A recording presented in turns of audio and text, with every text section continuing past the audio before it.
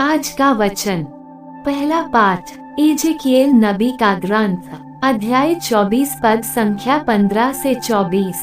प्रभु की वाणी मुझे ये कहते हुए सुनाई दी, मानव पुत्र, तुम जिसे प्यार करते हो, मैं उसे आकस्मिक मृत्यु द्वारा तुमसे अलग कर दूंगा। किंतु तुम न तो शोक मनाओ, न विलाप करो और न रो।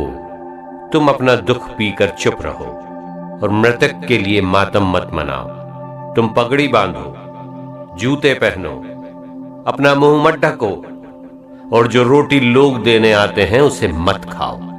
मैंने प्रातः लोगों को संबोधित किया और उसी शाम मेरी पत्नी चल बसी। दूसरे दिन जो मुझसे कहा गया था मैंने वही किया। लोगों ने मुझसे कहा, हमें बताइए कि हमारे लिए आपके आचरण का क्या अर्थ है।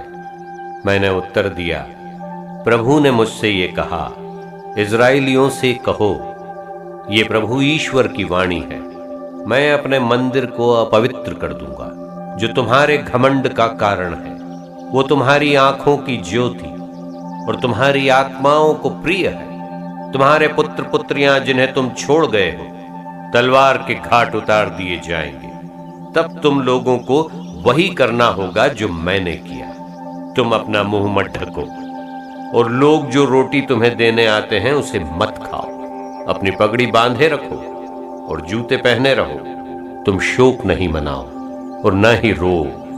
तुम अपने पापों के कारण गल जाओगे और एक दूसरे के सामने कराहते रहोगे। एजेकिएल तुम्हारे लिए एक चिन्ह है। उसने जैसा किया तुम लोग ऐसा ही करोगे।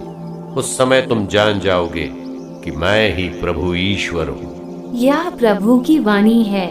सुसमाचार संत मत्ती अध्याय 19 पद संख्या 16 से 22।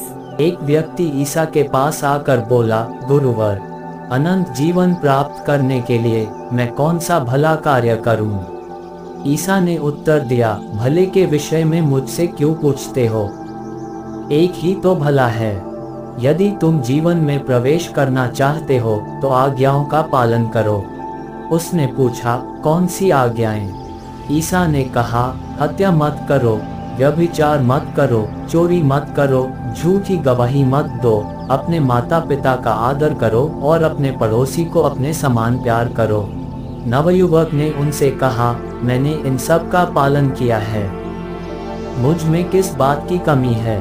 ईसा ने उसे उत्तर दिया, यदि तुम पूर्ण होना चाहते हो तो जाओ, अपनी सारी संपत्ति बेचकर गरीबों को दे दो और स्वर्ग में तुम्हारे लिए पूंजी रखी रहेगी। तब आकर मेरा अनुसरण करो।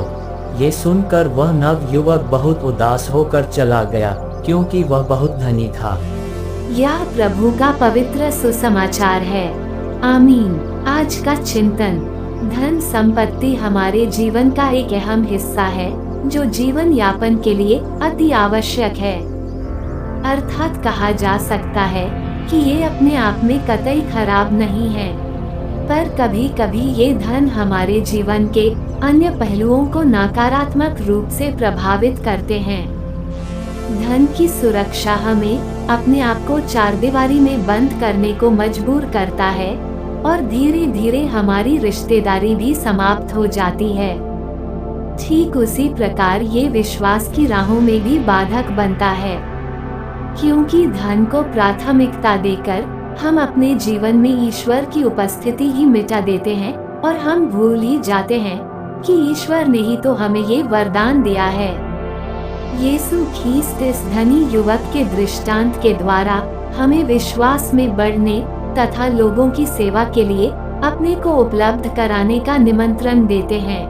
तभी हम अपनी निराशाओं से निकलकर आनंद प्राप्त कर सकते हैं।